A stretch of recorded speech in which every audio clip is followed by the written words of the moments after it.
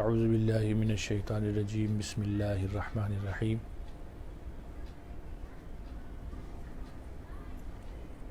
وَاتْلُ عَلَيْهِمْ نَبَأَ الَّذِي آتَيْنَاهُ آيَاتِنَا فَانْسَلَخَ مِنْهَا فَأَتْبَعَهُ الشَّيْطَانُ فَكَانَ مِنَ الْغَاوِينَ صدق اللہ المولانا العظیم وبلغنا رسولہ النبی الامین الکریم۔ آئیے سب سے پہلے اپنے آقا مولا ماں و ملجا رحمت للعالمین انیس الغریبین طٰہٰ و یاسین جناب احمد مجتبیٰ محمد مصطفیٰ صلی اللہ تعالی علیہ وسلم کی بارگاہ بے کس پناہ میں عقیدت و محبت کے ساتھ درود شریف کا نذرانہ پیش کیجئے۔ درود پڑھیے۔ اللہم صلی علی سیدنا و مولانا محمد و علی آلہ و اصحابہ و اہل بیتہ صلاۃ و سلام علیک یا رسول اللہ صلی اللہ تعالی علیہ وسلم۔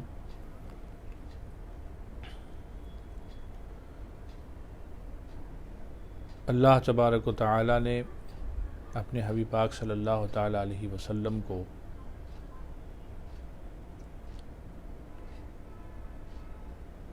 قرآن دے کے بھیجا اور توحید کی دعوت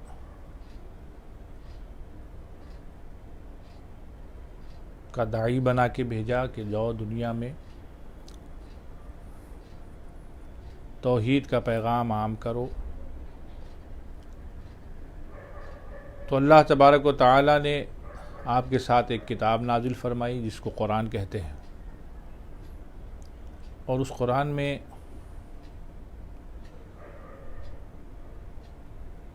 اللہ نے ہر چیز کے تعلق سے واضح ہدایتیں بھی بیان فرمائی ہیں۔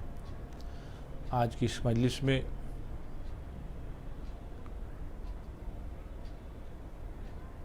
آج کے دور میں جو صوفیاء کرام اور بزرگان دین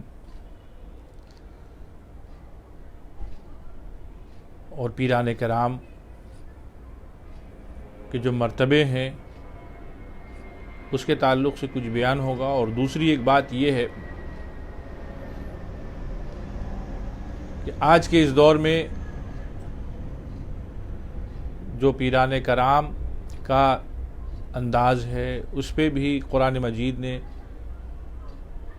ہدایتیں فرمائی ہیں،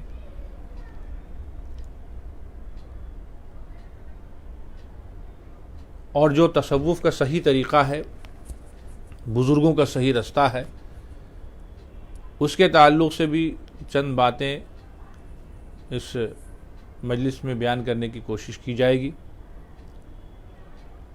اللہ تبارک و تعالی نے فرمایا وَلِلَّهِ الْأَسْمَاءُ الْحُسْنَى فَادْعُوهُ بِهَا، کہ اللہ کے اچھے نام ہیں، اسماء حسنہ ہیں، فَادْعُوهُ بِهَا، تو اس کے ذریعے سے اللہ کی بارگاہ میں دعا کرو، اللہ سے مانگو۔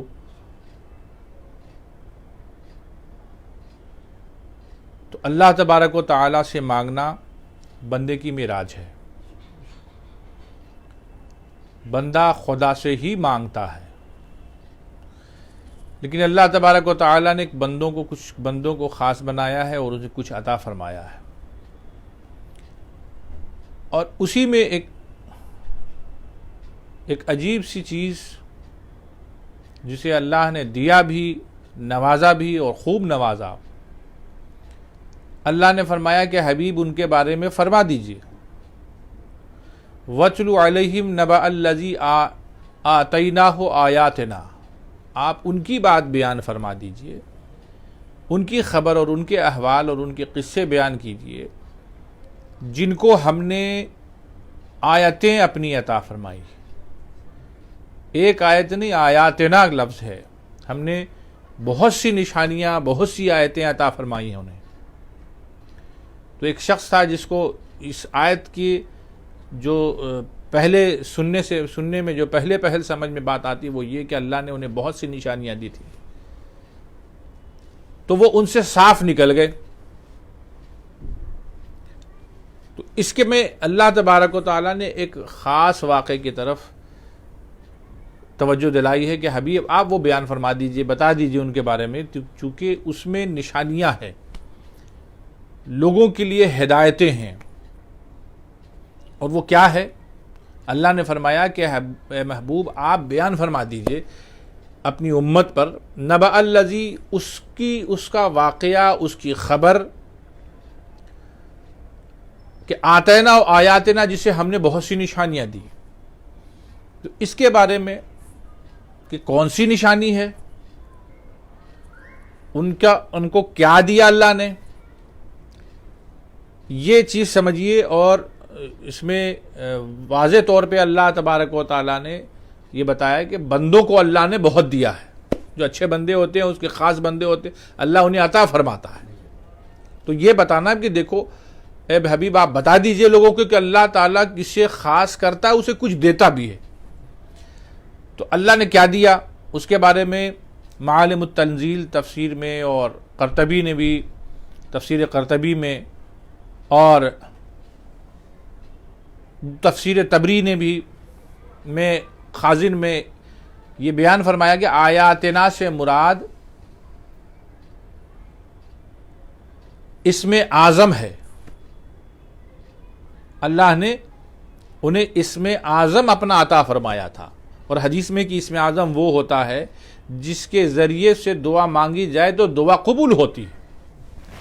تو اللہ نے اسم اعظم انہیں عطا فرمایا تھا اس شخص کو جن کے بارے میں یہ بیان کیا جا رہا ہے، اور ان کے بارے میں معالم التنزیل میں اور ان تفاسیر میں جس کا میں نے ذکر کیا، اس میں یہ لکھا ہے کہ وہ شخص، اس کا نام تھا بلعم باعور۔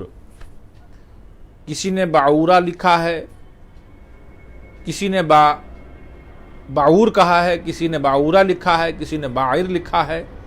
بہرحال بلعم ابن باعور لکھا ہے۔ تو یہ جو شخص ہے جس کا نام بلعم باعور کہتے ہیں، اس کو اللہ نے بہت نوازا تھا، اور وہ شخص اس قدر عظیم، یہ چونکہ میں اس لیے عرض کر رہا ہوں کہ یہ قرآن کی بات ہے، اللہ تعالیٰ نے یہ چیز دی تھی، تو مفسرین نے جو بیان فرمایا وہ میں آپ سے عرض کر رہا ہوں تاکہ بات سمجھ میں آئے کہ قرآن میں بھی ان بزرگوں کے تذکرے اور بزرگوں کو اللہ نے جو نعمتیں عطا فرمائی ہیں وہ نعمتیں کیا ہیں، اور اس کے بعد مقام نبوت کا مرتبہ کیا ہوتا ہے۔ تو یہ بلعم ابن باعور جو تھے وہ حضرت موسیٰ علیہ السلام کے دور کے یہ بزرگ ہیں۔ اللہ تبارک و تعالیٰ نے انہیں مقام عطا فرمایا، ولایت سے نوازا، صاحب معرفت بزرگ تھے، یہ اللہ کے ولی۔ اور ان کے بارے میں یہ آتا کہ یہ شخص جب سر اٹھاتا تھا تو آسمان کو اور عرش کو دیکھتا تھا۔ یہ بات بہت عظیم بات ہے، اور اس میں اللہ نے نشانیاں رکھی ہیں، اور یہ بتایا دیکھو اس کو میں نے کتنا دیا تھا۔ یعنی کہ اللہ تعالیٰ کی یہ عادت ہے کہ اپنے خاص اور محبوب بندوں کو کچھ دیتا ہے۔ تو اللہ نے فرمایا میں نے اس کو دیا، اپنی نشانیاں دی ہیں۔ وہ کیا ہے؟ وہ اسم اعظم دیا ہے کہ جو اس کے ذریعے سے جو دعائیں مانگتا وہ دعا قبول ہوتی تھی۔ مگر کچھ کجی بھی تھی۔ مقام کیا تھا یہ سمجھیے، 12,000 فرماتے ہیں کہ ان کی مجلس میں، علامہ قرطبی نے اپنی تفسیر میں لکھا ہے، اور معالم التنزیل وغیرہ میں اور دوسری تفاسیر میں اس کا تذکرہ ہے کہ ان کی مجلس میں، اس شخص کی مجلس میں 12,000 پڑھنے والے علماء بیٹھتے تھے، اور وہ شخص ان کو پڑھاتے تھے، دین کی باتیں، توحید کی باتیں، یہ ساری چیزیں بتاتے تھے، اللہ کی معرفت بتاتے تھے، اور اس راہ میں چلاتے تھے۔ یہ ساری چیزیں ہو رہی تھی۔ تو اتنا اچھا مقام تھا کہ ان کے شاگردوں کی بڑی جماعت تھی۔ آسمان نگاہ اٹھاتے آسمان کو، عرش کو دیکھ لیتے، آسمان سے اونچا عرش ہے، عرش کو دیکھ لیتے، اور نہ جانے اللہ نے کیا کیا دیا تھا۔ وہ دعائیں مانگتے تھے، ہاتھ اٹھا دیتے، دعا مانگتے تھے، اسم اعظم کے ذریعے دعا قبول ہوتی تھی۔ یعنی وہ مرجع خلائق تھے، لوگ آتے تھے ان کے پاس۔ لوگ یہ کہتے کسی کے پاس مت جاؤ، ان کے پاس تو لوگ آتے تھے، دعائیں کراتے تھے، اور ان کی دعا قبول ہوتی تھی۔ اسی لیے اللہ نے یہ بھی فرمایا کہ دیکھو جس کو میں نے اپنی نشانیاں دی تھیں، جس کو میں نے اپنی آیتیں دی تھیں، اس کا واقعہ بیان کرو. تو جب یہ شخص کے بارے میں اتنا معلوم ہوا اور مالک ابن دینار نے ان کے بارے میں فرمایا, علامہ حضرت ابن مسعود نے اور حضرت عبداللہ ابن عباس نے, ان لوگوں نے فرمایا کہ اس سے مراد حضرت یہ بلم ابن باور ہی ہے, وہ شخصی ہے. لیکن اس کی زندگی میں اتنی بڑی نعمتیں دی گئی, لیکن اس کے ساتھ جو معاملات ہوئے, جو انجام ہوا, اس کو بھی مد نظر رکھنا ہے. لیکن اس کی شخصیت بڑی عظیم, یہ سمجھنا ضروری ہے. آج کے دور میں یہ سمجھا جاتا ہے ہم بہت بڑے ہو گئے, بہت بڑے ہو گئے. جو کتنے بڑے ہوئے, قرآن میں بتایا جا رہا ہے کہ دیکھو یہ کتنا بڑا تھا, اس کو معرفت حاصل تھی, ولایت حاصل تھی. مکاشفے کا عالم یہ تھا کہ آنکھوں سے نظر سے پردہ ہٹ گیا تھا, آسمان دیکھتا تھا, عرش دیکھتا تھا, اور اس کے بعد دعاؤں کے لیے ہاتھ اٹھاتا, دعائیں قبول ہو جاتی تھی. 12 ہزار آدمی علماء ان کے پاس بیٹھ کے پڑھتے تھے. ایسا شخص ظاہر میں بھی, باطن میں بھی, متقی بھی, پرہیزگار بھی. اور حضرت مالک بن دینار فرماتے کہ بلم ابن باور کو شاہ مدین کا جو بادشاہ تھا اس کی طرف دین کی دعوت دے کے بھیجا گیا تھا اس شخص کو. بہرحال یہ زبردست شخصیت تھی, لیکن اس کا جو ٹرننگ پوائنٹ ہے وہ یہ ہے کہ یہ شخص ایک تو کسی کے چڑھانے سے چڑھنا نہیں چاہیے, اپنی حیثیت کو سمجھنا چاہیے. ولی جتنا بھی بڑا ہو جائے, نبی کے بالمقابل جب آتا ہے تو اس کا انجام بڑا برا ہوتا ہے. تو اپنی حیثیت کو سمجھنا چاہیے اور اپنی حیثیت میں ہی رہنا چاہیے. کوئی ولی جتنا بھی بڑا ہو جائے نبی کے برابر نہیں ہو سکتا یا نبی کے مخالف نہیں ہو سکتا.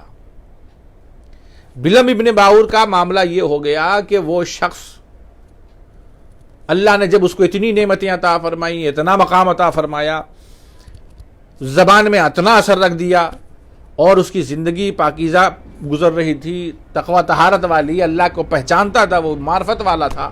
علماء آ کے سیکھتے تھے اس سے اس زمانے میں.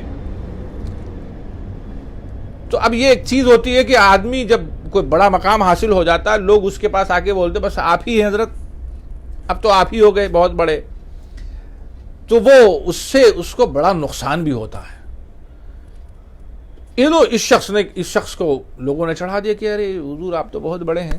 تو ہوا یہ کہ حضرت موسیٰ علیہ السلام اپنی فوج لے کے نکلے, بنی اسرائیل کو لے کے نکلے, اور جو اس وقت کے ظالم تھے ان کے خلاف فوج کشی ہوئی. اللہ کے حکم سے فوج کشی ہوئی, اور وہ فوج کشی کے فوج لے کر کے آ رہے تھے.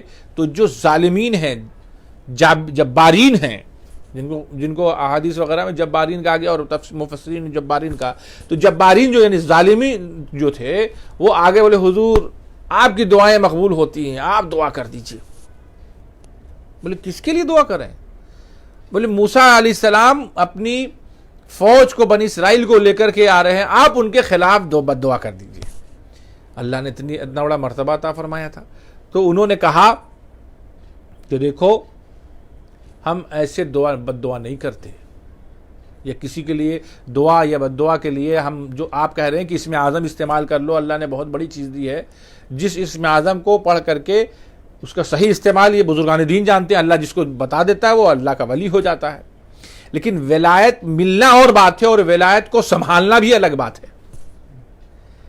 ولایت سنبھلتی کیسے ہے یہ بھی اس سے پتہ چلتا ہے.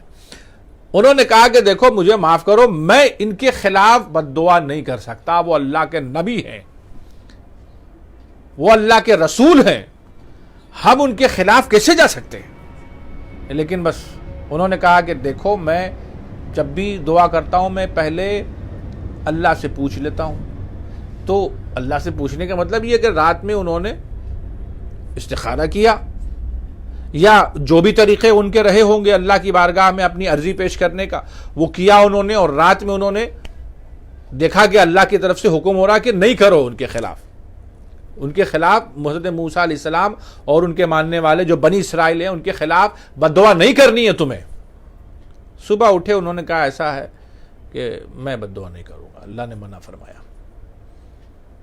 تو یہ تو بہت اچھی تائید ہو رہی تھی اللہ کی طرف سے، بھئی اس کی خوش قسمتی یہاں تک چل رہی تھی.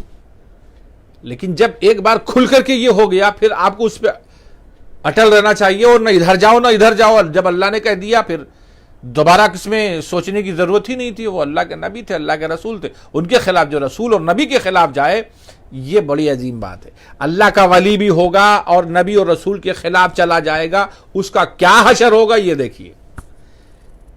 ایک دن تو ہو گیا، بولے نہیں میں نہیں بد دعا کروں گا، تو لوگوں نے ان کا پھر دوبارہ پیر پکڑ لیا. حضور آپ بہت بڑے ہیں، آپ کی دعائیں قبول ہوتی ہیں، ہم لوگوں کو وہ آ جائیں گے تو ہم لوگ کو ہلاک کر دیں گے، آپ کا علاقہ برباد کر دیں گے، پوری چیزیں سب تہس نہس ہو جائیں گی، سب ہلاک ہو جائیں گے، ختم ہو جائیں گے. تو حضور آپ بد دعا کر دیجئے، اپنے لیے ہم لوگوں کے لیے دعا کیجئے، ان کے لیے بد دعا کر دیجئے.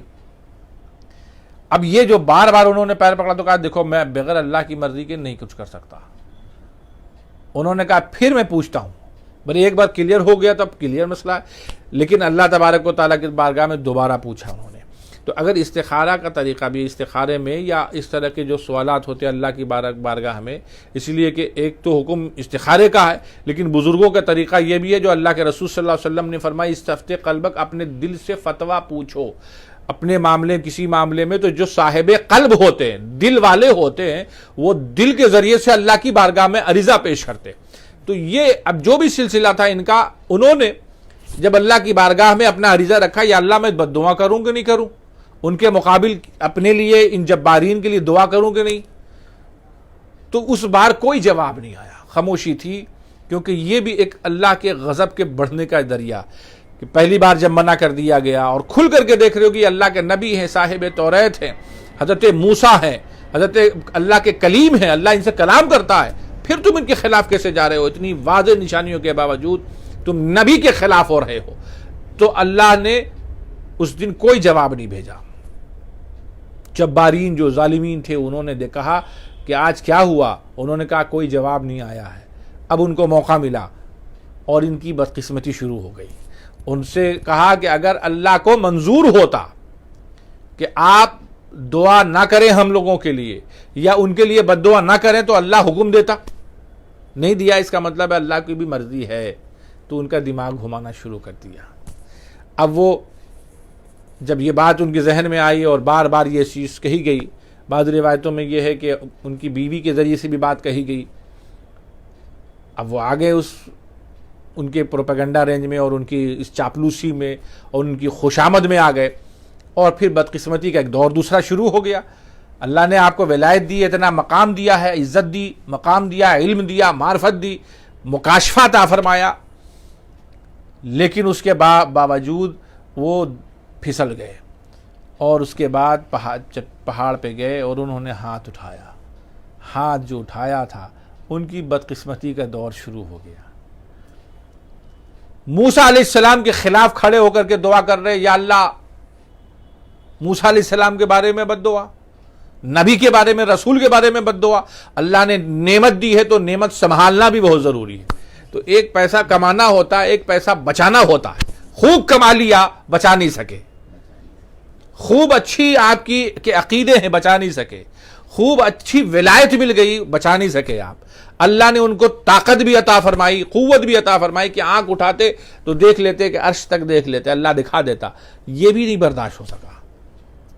زبان کھولتے اللہ پورا کر دیتا، یہ بھی برداشت نہیں ہو سکا. تو ایک تو یہ پتہ چلتا کہ اللہ تعالیٰ اپنے ولیوں کو یہ مرتبہ دیتا ہے، یہ پتہ ضرور چلتا ہے. دوسری چیز یہ پتہ چلتی ہے ولی جتنا بھی بڑا ہو جائے، جب نبی کے خلاف ہوتا ہے تو کیا ہوتا ہے؟ وہ زبان سے نکالتے تھے کہ یا اللہ میرے ماننے والوں کی حفاظت فرما. زبان سے نکلتا تھا یا اللہ بنی اسرائیل کی حفاظت فرما.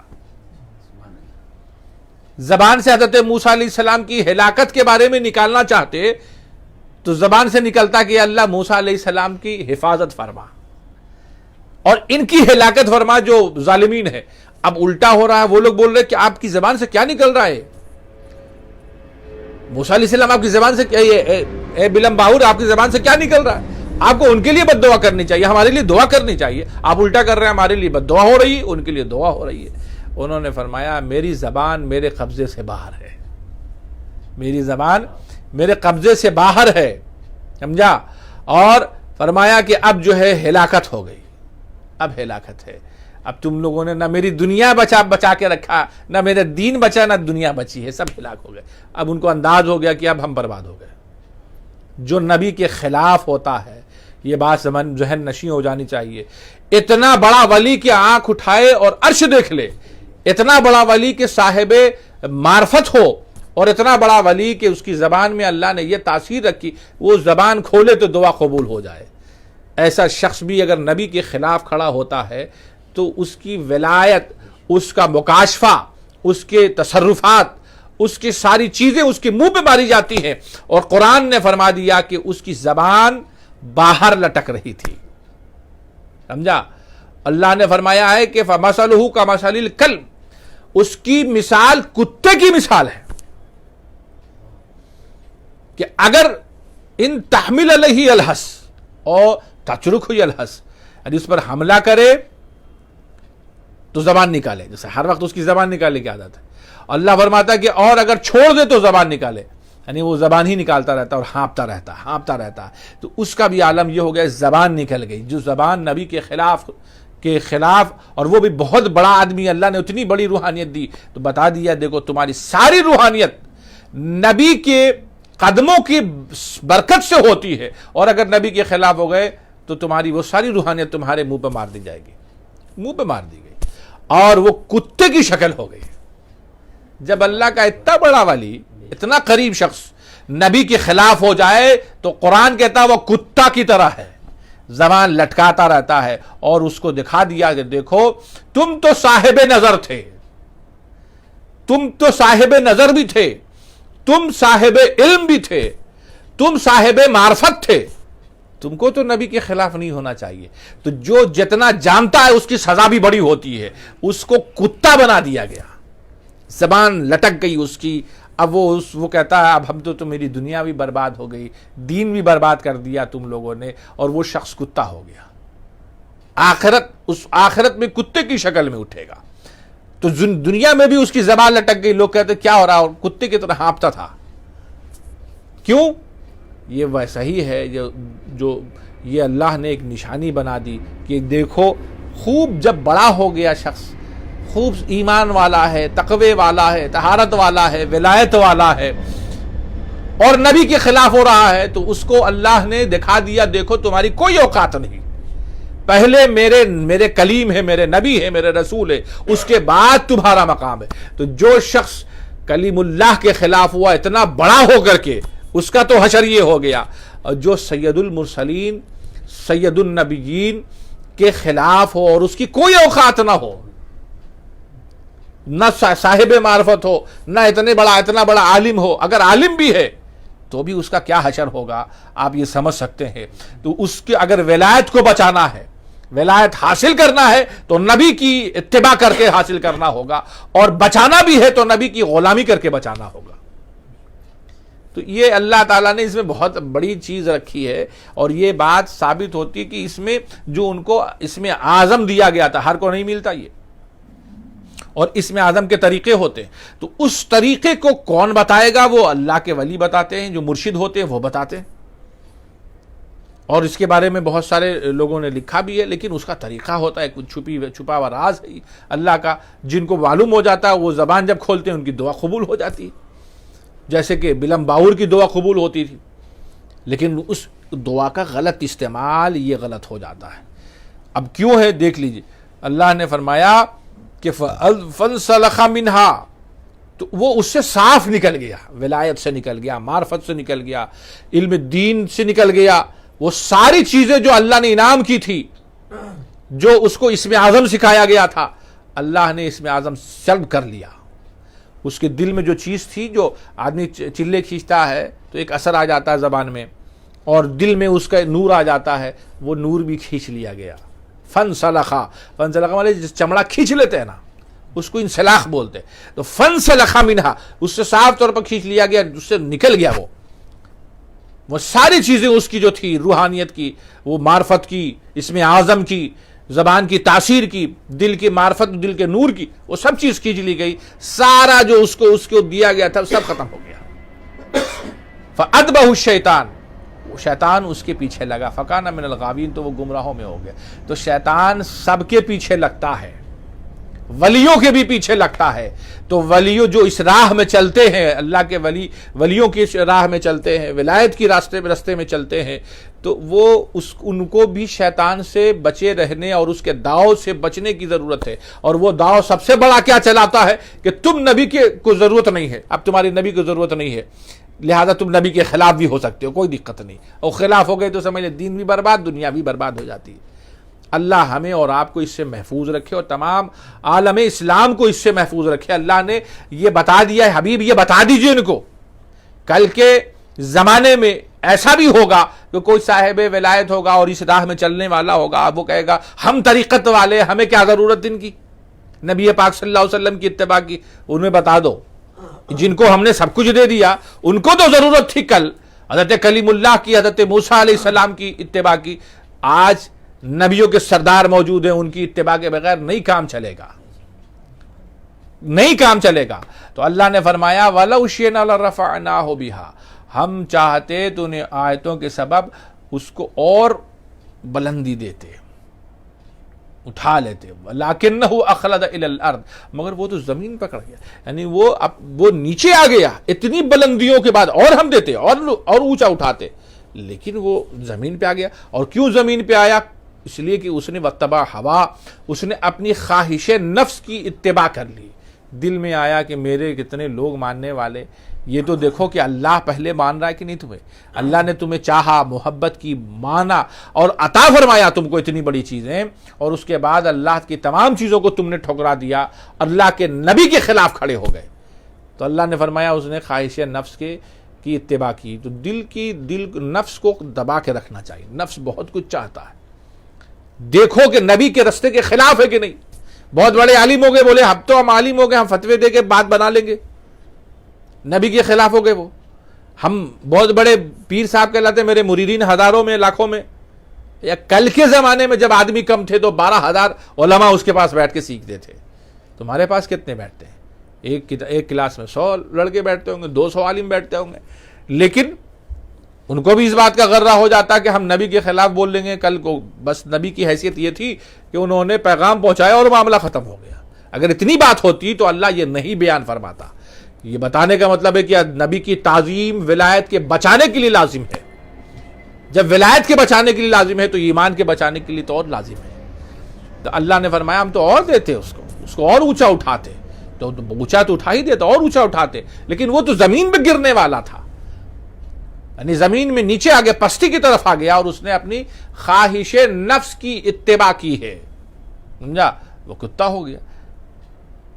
خواہش نفس کی اتباع کرنے والا تو کتا ہوتا ہے۔ تو اللہ نے فرمایا کہ اس کی مثال کتے کی ہے، فَمَثَلُهُ كَمَثَلِ الْكَلْبِ، اس کی مثال کتے کی مثال ہے۔ اب آپ سوچیے جو نبی کے خلاف ہو، قرآن کہہ رہا ہے اس کو کتا۔ اب آپ سوچ سکتے ہیں اللہ ہمیں اس مقام سے محفوظ رکھے، اور ہم تمام لوگوں کو، میرے ماننے والوں کو، جو بھی لوگ ہیں جو عالم اسلام میں ہیں، اسلام والے، ایمان والے، اللہ تبارک و تعالی نبی کی تعظیم اور عزت اور ان کی رفعت کرنے کا سچے دل سے توفیق عطا فرمائے ہمیں، اور اسی پہ زندہ رکھے اور اسی پہ موت عطا فرمائے۔ تو اللہ تبارک و تعالیٰ نے اس میں بہت ساری چیزیں بیان فرمائی۔ میں یہ عرض کر رہا تھا کہ ان کو جو اس میں اعظم دیا گیا تو ایسا نہیں کہ یہ مسئلہ ختم ہو گیا، اللہ نے اسی سورہ اعراف میں، اسی جو رکوع میں اللہ نے فرما دیا کہ وَلِلَّهِ الْأَسْمَاءُ الْحُسْنَى، ایسا نہیں، اس رستے میں چلنے والوں کے لیے بتا دیا کہ اللہ کے اسماء حسنہ ہیں۔ کل ولایت بٹ رہی تھی تو آج بھی بٹ رہی ہے، اور اللہ تبارک و تعالیٰ نے بتا دیا کہ دیکھو آج بھی یہ چیز ہے، اپنے حبیب کے صدقے میں آج بھی ہم دیں گے، اور ہم دے رہے ہیں۔ تو اللہ نے فرمایا للہ الاسماء الحسنى، اللہ کے اسماء حسنہ ہے، فادعوہ بہا، اللہ کو اسی کے ذریعے سے پکارو۔ سمجھ گئے؟ تو اللہ سے اگر شفا لینی ہے، اللہ حضرت ابن عربی نے اور دوسرے مفسرین نے اس کو بیان فرمایا کہ جب اللہ سے شفا لینی ہو تو یہ فرمایا یا اللہ یا شافی اشفنی، یا اللہ مجھے، اے شافی حقیقی شفا دینے والا مجھے شفا عطا فرما۔ اگر رزق طلب کرنا ہے، روزی طلب کرنی تو بولے یا رزاق مجھے رزق عطا فرما۔ اگر قوت حاصل کرنی ہے تو یا قویو، یا اللہ یا قویو مجھے قوت عطا فرما، یا غنیو مجھے غنا عطا فرما، اے بچانے والے یا حفیظو میری حفاظت فرما۔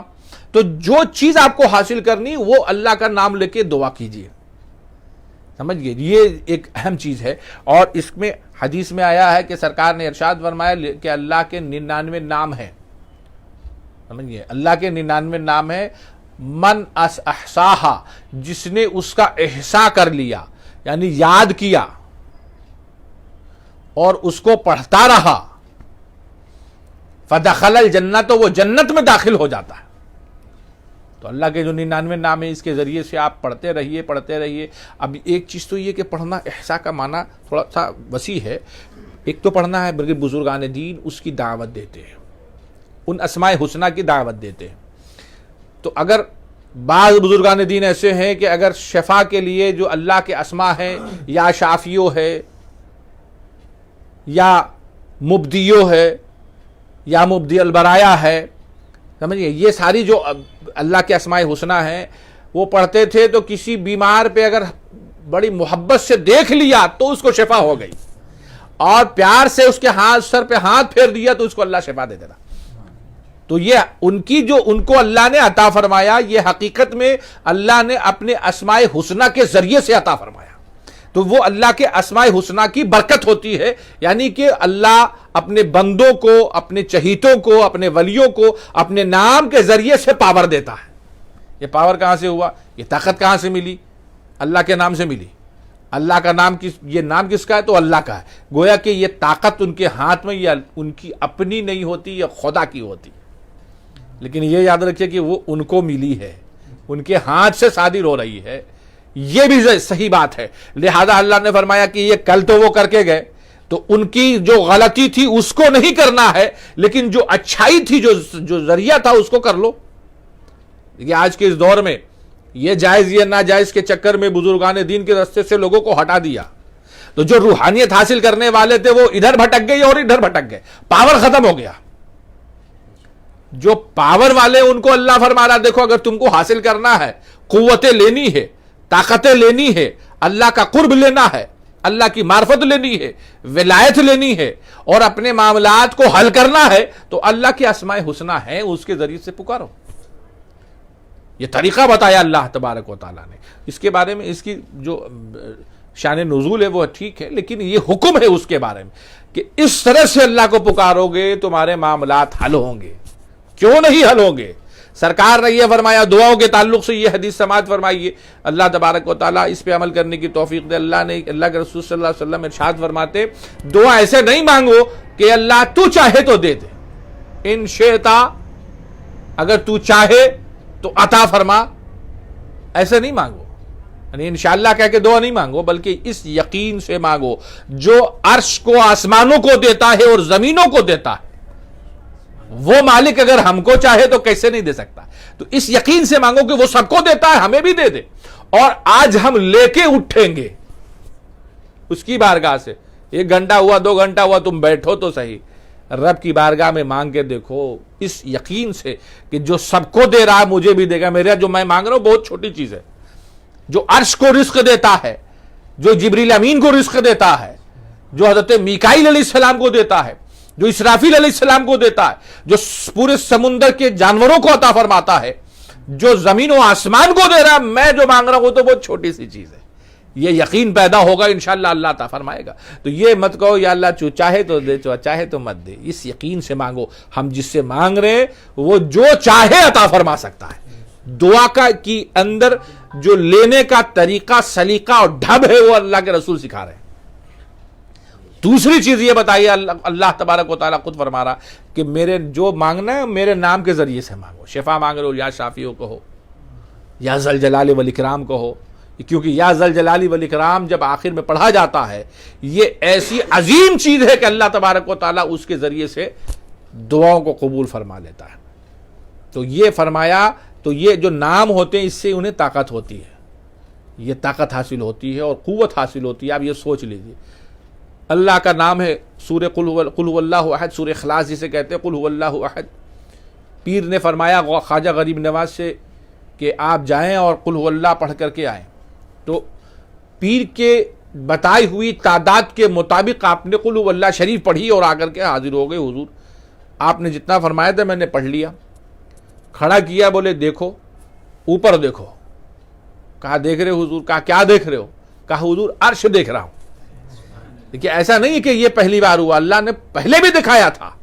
تو جب موسیٰ علیہ السلام کی امت میں لوگوں کو یہ نہ مقام دے دیا تو کیا نبی پاک صلی اللہ علیہ وسلم کے ولیوں کے میں وہ مقام نہیں دیں گے؟ جو بحث کرتے ہیں انہیں ولایت سے کوئی مطلب نہیں, لیکن جو خانقاہ والے ہیں, جو پیر والے ہیں, جو صوفی تصوف والے ہیں, صوفیاء کرام کے ماننے والے, پیروں والے, انہیں معلوم ہے یہ چیز ہوتی ہے, یہ بزرگوں کی بارگاہ میں ہوتی ہے, اور یہ قرآن اس سے یہ بات ثابت ہو رہی ہے. تو آسمان دیکھ لینا کون سی بات ہے بھائی؟ اللہ دکھا رہا. عرش دیکھ لینا, اللہ دکھا دو, دیکھ سکتا آدمی, جو چیز ہے وہ دیکھ سکتا ہے. تو اللہ تبارک و تعالیٰ نے انہیں عطا فرمایا. پیر نے کہا بیٹا اس کو دیکھو, اوپر اٹھاؤ. خواجہ غریب نواز نے نگاہ اٹھائی, بولے کیا دیکھ رہے ہو؟ کہا یار حضور اے پیر و مرشد میں عرش کو دیکھ رہا ہوں. کہا اب نیچے دیکھو. نیچے تحت الثری نظر آ رہا ہے, جو زمین کا نچلا حصہ ہے وہ نظر آ رہا ہے.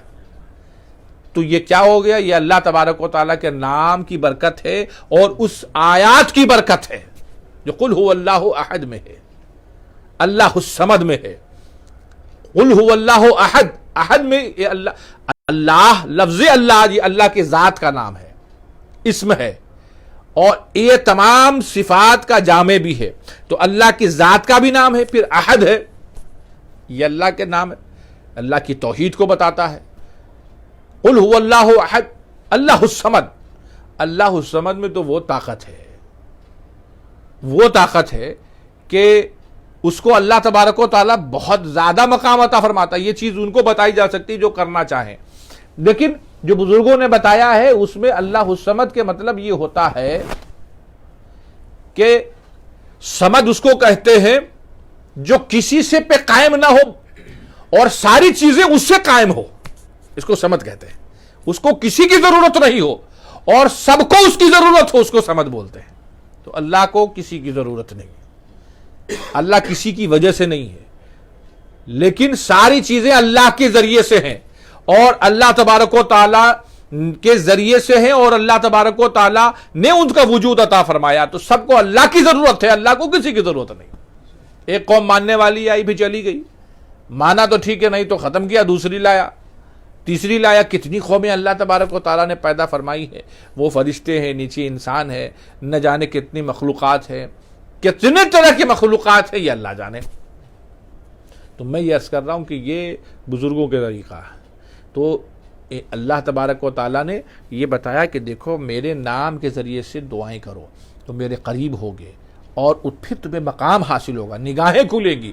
اللہ کے خواجہ غریب نواز کی شان دیکھے, یہ تو باہر دکھا دیا, اور جب کہا پھر جاؤ پھر پڑھ کر کے قل هو اللہ, پھر دوبارہ پڑھ کر کے آئے, بولے آسمان بھی دیکھ چکے, عرش بھی دیکھ چکے, فرش بھی دیکھ چکے, اب چھوڑو انہیں.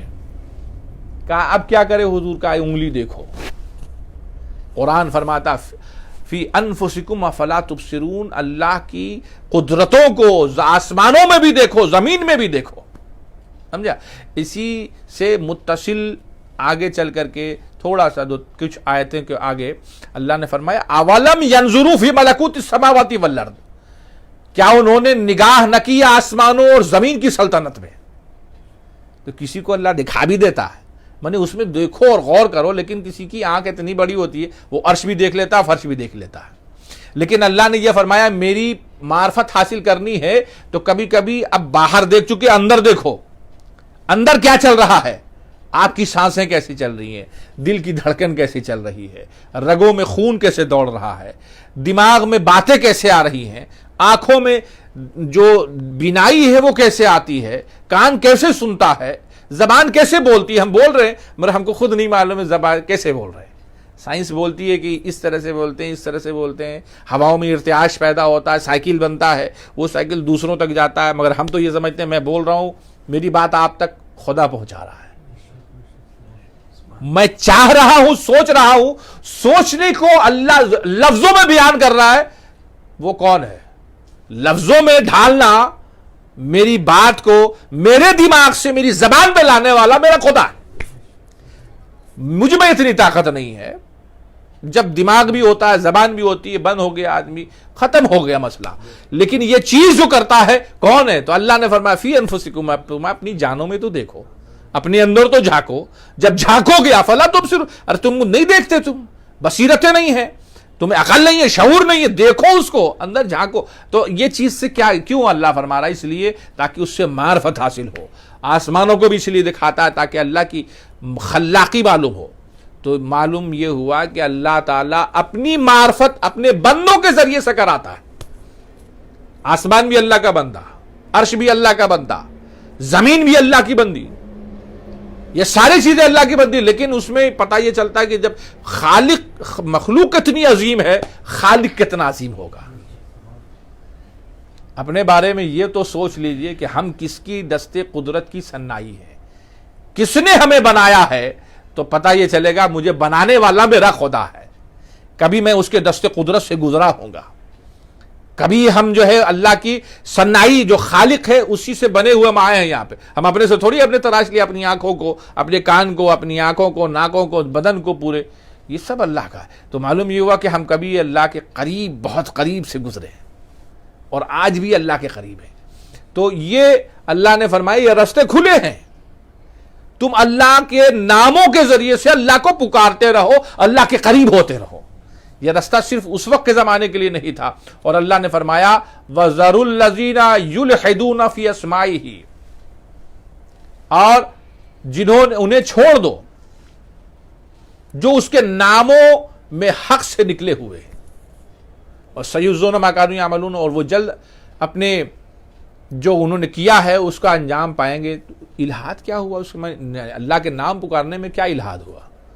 جو اللہ کے ناموں میں حق سے نکلے ہوئے ہیں، الہاد کر رہے ہیں، وہ کیا ہے؟ ایک تو یہ اس میں مفسرین بیان فرماتے ہیں کہ وہ یہ ہے کہ اس وقت جو کچھ بت تھے، ایک کا نام تھا لات، ایک کا نام تھا منات، اور الگ الگ نام تھے. ایک کا نام تھا عزا. تو فرمایا کہ اللہ کے نام ہے یا عزیزو، عزیز نام ہے اس کا، تو عزیز سے عزا کر دیا. اللہ کا نام ہے منان، اس سے بدل کر کے اس نے منات کر دیا. اللہ کے ناموں میں سے ایک الہ ہے، لا الہ الا اللہ پڑھتے نا، کوئی معبود نہیں، تو اللہ کے ناموں میں سے ایک نام ہے الہ، اس کو بدل کر کے کر دیا لات. سمجھا؟ تو یہ اسی کو کہتے الہاد، یعنی کہ حق سے نکل گیا، اپنے نام کو چینج کر رہے ہیں. لیکن ایک چیز جو اس فقیر کو سمجھ میں آتی ہے وہ یہ ہے، چونکہ جو بات شروع سے چل رہی ہے اور ابھی تک آ رہی اس تسلسل کے پس منظر میں آپ اس کو سمجھیں کہ ان کو اسماء حسنہ بتا دیا گیا تھا، پیر نے بتا دیا، ان کے جن سے بھی انہوں نے سیکھا ہوگا اللہ نے ان کو بتا دیا، سکھا دیا، ان کو چیز کرا دی گئی، ان کو انہوں نے دعوت دی ہوگی یا ان کو بتایا ہوگا، اس کو طریقہ بتا دیا گیا ہوگا کسی کے ذریعے سے جو بھی ان کے پیر رہے ہوں گے. تو جب تم کو بھی بتایا جائے تو تم کبھی اس کو نبی کے خلاف استعمال نہیں کرنا. پاور دیا جائے گا، طاقت دی جائے گی. جو فرمایا کہ جو الہاد کریں گے اللہ کے ناموں کے بارے میں، یعنی وہ پاور تو ملا تمہیں، طاقت تو تمہیں ملے گی، لیکن اس طاقت کا استعمال نہ نبی کے خلاف کرنا، نہ نبی کی عزتوں اور عظمتوں کے خلاف کرنا، نہ نبی کے ماننے والوں کے خلاف کرنا، نہ نبی کی آل اہل بیت کے خلاف کرنا. اگر کرو گے تو یہ الہاد فی اسما ہوگا، اللہ کے ناموں میں الہاد ہوگا، جیسے کہ بلم باور نے کیا تھا. لہذا یہ چیز غلط ہے، اس کو نہیں کرنا ہے. اور اللہ نے یہ آخر میں بیان فرما دیا. لوگ بولتے ہیں آج اولی نہیں، اللہ کیا فرماتا؟ وَمِمَّنْ خَلَقْنَا أُمَّةٌ يَهْدُونَ بِالْحَقِّ وَبِهِ يَعْدِلُونَ. جو خانقاہ والے ہیں، صوفیاء کرام ہیں، یا جو چاہنے والے لوگ اولیاء کرام کے، وہ یاد رکھیں اس کو. اللہ کا اعلان یہ ہے کہ ہمارے بنائے ہوئوں میں، یعنی ہماری مخلوق میں ایک گروہ وہ ہے کہ حق بتائیں گے. یعنی کہ کچھ لوگ ایسے ہوں گے جو اسماء حسنہ کی تعلیم دیتے ہوں گے. میرے پیر کی بارگاہ میں ایک شخص آیا تھا، اس نے کہا حضور اللہ الصمد کی تعلیم کر دیجئے، اس کی دعوت کا طریقہ بتائیے. حضرت نے اس کو بتایا. عالم اس کا یہ ہو گیا تھا کہ جب اس نے وہ دعوت دے دی، اور دعوت دینے کے بعد اس کا معاملہ یہ کہ اس کے پاس کچھ بھی نہیں تھا، لیکن جو بھی شخص آتا تھا اس کو بے تحاشا عطا فرماتا تھا. اس شخص کا پھر پتہ نہیں کیا ہوا، اللہ عالم بالثواب، لیکن کچھ بعد میں پتہ چلا تھا کہ وہ صاحب کہاں ہے. تو صرف ایک اسم تھا، وہ ہے اللہ الصمد، اور اس کی طاقت کا بے تحاشا اس کا معاملہ ہے، کیونکہ یہ اللہ کے ذریعے سے عطا ہوتا ہے. اس میں لوگوں کو شرک و بدعت سمجھ میں آوے، لیکن جو بزرگان دین کے ماننے والے، صوفیہ کرام کے چاہنے والے، خانقاہ والے ہیں، انہیں سمجھنا چاہیے کہ یہ دین کا یہ حصہ تم بحث و مباحثہ کی وجہ سے نہ چھوڑو، بلکہ کرو، یہ کرنے کی چیز ہے. قرآن فرما رہا ہے، اور قرآن یہ کہتا ہے افتؤمنون ببعض وتکفرون ببعض، بعض چیزوں پر ایمان لاتے ہو اور بعض چیزوں کا انکار کرتے ہو، تو ان کو بحثوں میں رہنے دو. تمہارا کام ہے کہ اللہ کی نعمتیں حاصل کرو، اللہ کے خوب فضلوں میں ڈوب جاؤ. لہذا اللہ نے یہ نہیں فرمایا کہ ہمیشہ ایسا رہے گا کہ ایک گروہ اس چیز کی ہدایت کرتا رہے گا، حق کی طرف پہنچاتا رہے گا. یعنی حق کا مطلب ایک حق ہوتا ہے، اور حق کا ایک معنی یہ کہ اللہ تک ہدایت دیتے رہیں گے. اللہ تک پہنچانے والے، حق تک پہنچانے والا ایک گروہ ہمیشہ رہے گا، اور وہ صوفیاء کرام کا گروہ ہے. ایسا نہیں. تو اللہ نے فرما دیا وَبِهِ يَعْدِلُونَ، اور فرماتا اللہ یہ کہ اور اس پر انصاف کریں گے، پورے عدل و انصاف کے ساتھ. یعنی عدل و انصاف یہ ہے کہ اگر ان کو پاور مل گیا تو نبی کے خلاف نہیں ہوں گے. غوث پاک کو ملا تو نبی کی بارگاہ میں سر جھکاتے رہے. نبی کا قدم ان کے سر پہ رہا، اور ان کا قدم اولیاء کے گردنوں پہ رہا. اولیاء کے گردنوں پہ ان کا قدم ہے، لیکن کبھی بھی انہوں نے یہ نہیں کہا کہ ہم نبی کی ضرورت نہیں ہے. خواجہ غریب نواز کو اللہ نے اتنا بڑا مقام دیا، کبھی انہوں نے نبی کے خلاف کوئی بات نہیں کہی. تو معلوم یہ ہوا کہ یہ پورے عدل و انصاف کے ساتھ کہ یہ میرے نبی پاک صلی اللہ علیہ وسلم کا صدقہ ہے، میرے آقا کا صدقہ ہے. تو نبی پاک صلی اللہ علیہ وسلم کی تعظیم کے ساتھ یہ چیز کرتے رہے، اور یہ کرتے رہیں گے. ایک گروہ رہے گا، چاہے لوگ اس پہ فتویٰ لگاوے نہیں لگاوے، لیکن یہ گروہ کل بھی تھا، آج بھی ہے، اور کل بھی رہے گا. کیوں؟ اس لیے کہ میں نہیں کہہ رہا ہوں، بلکہ یہ خدا فرما رہا ہے کہ وَمِمَّنْ خَلَقْنَا، میری مخلوق میں امتن، ایک ایسا گروہ رہے گا، یہدون بالحق، جو اللہ تک پہنچانے والے ہوں گے. سمجھا؟ تو وَبِهِ يَعْدِلُونَ، اور پوری عدل و انصاف کے ساتھ اس کو پہنچانے والے. تو کل بھی یہ گروہ تھا، آج بھی گروہ ہے، اور انشاءاللہ کل بھی رہے گا. ایسے لوگ آج بھی ہیں، کیونکہ یہ میرا وعدہ نہیں ہے، یہ اللہ کا وعدہ ہے. اللہ یہ لہٰذا اس چھوٹی سی مجلس میں جو باتیں میں نے کہی ہے، یہ قرآن کا پیغام ہے، اس کو سمجھ لیجئے. ولایت حاصل ہوتی ہے، جو کنکلوژن ہے اس بات کا وہ یہ ہے کہ ولایت اگر حاصل ہوتی ہے تو نبی پاک صلی اللہ علیہ وسلم کے صدقے میں. نبی کے خلاف ہو گئے، ولایت بھی منہ پہ مار دی جاتی ہے. عبادتیں، طاعتیں، معرفتیں اور جو تصرفات ہیں، وہ سب چیز آپ سے چھین لی جائے گی. آپ سے جو دین، جو چیز سکھائی گئی ہے، اس میں اعظم بھی ہوگا تو چھین لیا جائے گا. معلوم کیا ہوا کہ جو اس میں اعظم سے طاقت حاصل ہوتی ہے، نبی کو اس سے بے تحاشا گنا اللہ تبارک و تعالیٰ طاقت عطا فرماتا ہے، قوت عطا فرماتا ہے، قرب عطا فرماتا ہے، معرفت عطا فرماتا ہے. لہذا اس سے یہ پتہ چلتا ہے، پہلی بات تو یہ پتہ چلی کہ نبی پاک صلی اللہ تعالیٰ علیہ وسلم کی بارگاہ میں کبھی بھی گستاخی کا شائبہ پیدا نہ ہو. وہ آدمی ولایت تو چھوڑیے، مومن نہیں کہلا سکتا ہے. اس سے بچنے کی کوشش کریں، اور اس ایسے لوگوں کے قریب نہ جائیں جو آپ کا ایمان برباد کر دے. آپ نے جو بھی جمع کیا ہے پونجی، نمازوں اور روزوں اور وظائف سے اور اذکار سے، درود سے، یہ تمام چیزیں سب ضائع ہو جائیں گی. لہذا اس سے بچیں. اور دوسری چیز یہ ہے کہ اللہ نے یہ بتایا، یہ طریقہ ہے، اللہ کی طرف چلو، اور یہ طریقہ اسی سے، عبادتوں سے، ریاضتوں سے، اللہ کے اسماء حسنہ سے، اذکار سے، اشغال سے، یہ تمام چیزیں ہیں. اور کل بھی یہ گروہ تھا، آج بھی یہ گروہ ہے. قرآن کہہ رہا کل بھی یہ گروہ تھا، آج بھی گروہ ہے، اور کل بھی رہے گا، ہمیشہ رہے گا. لہذا اس گروہ سے لگیے. اگر اللہ سے محبت ہے تو ان سے سیکھیے، اور اللہ تبارک و تعالیٰ کی بارگاہ میں دعا کیسے مانگی جاتی ہے اس کا سلیقہ سیکھ لیجیے. اللہ تبارک و تعالیٰ ہمیں اور آپ کو اس کی توفیق عطا فرمائے، اور قرآن پہ چلنے کی توفیق عطا فرمائے، اس کو سمجھنے، اس پہ عمل کرنے کی توفیق عطا فرمائے. وآخر دعوانا الحمدللہ رب العالمین والصلاۃ والسلام.